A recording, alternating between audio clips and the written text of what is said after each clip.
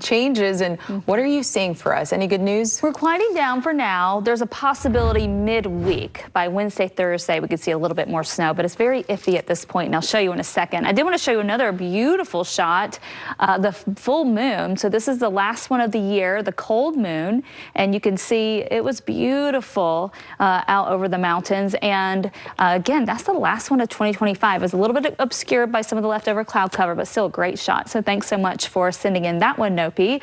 And then you can see that the clouds here are clearing out tonight, and we are going to be off to a quieter start for tomorrow. So temperatures in the 30s now. We're still hanging on to 41 in Salt Lake, but we're going to see that drop into the low to mid 30s tonight too.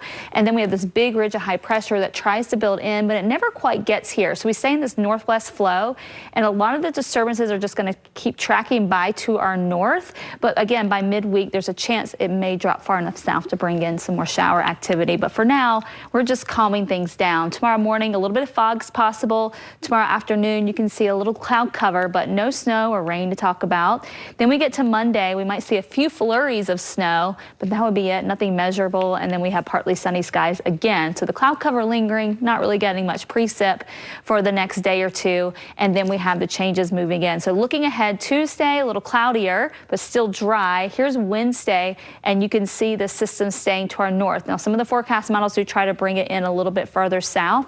If that were to happen, it could be a good dose of precip for us, but right now it looks like that would be the less likely scenario. More likely it's going to stay to our north. But you can see on Thursday we get a little dip right here to bring in some valley rain and more mountain snow. By Friday, high pressure starts to close in on us, and it looks like we'll stay pretty dry into next weekend. But after next weekend, it looks like the storm door may open back up again to bring us some more shower activity. So some better news there. But all in all, right now, it looks like a pretty quiet week with temperatures running above average. We may have a little bit of haze developing in the valleys. We'll be watching that closely.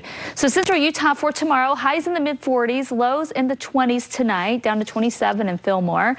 Down south, we're down into the mid 20s for Cedar City, 21 in Beaver.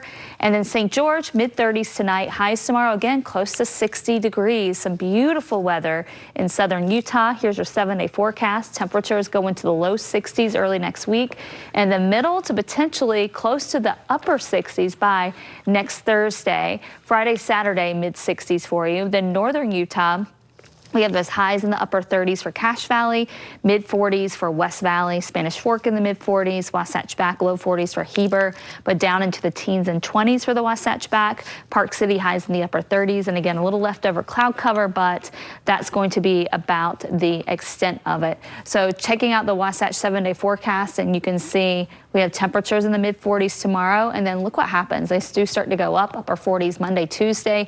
Could be a little bit hazy, but with that northwesterly flow, that could help a bit with some of the air quality. So hopefully it's not going to really tank on us. And then we have those highs in the low to mid 50s for the end of the week, which is well above average heading into next weekend. So we got our little stormy weather. Now we're quieting down for now, but hopefully we'll ramp it back up again after the next week. Thank you, Kristen. Well, we'll keep that hope out for Wednesday, see if that turns into anything. In the meantime, the BYU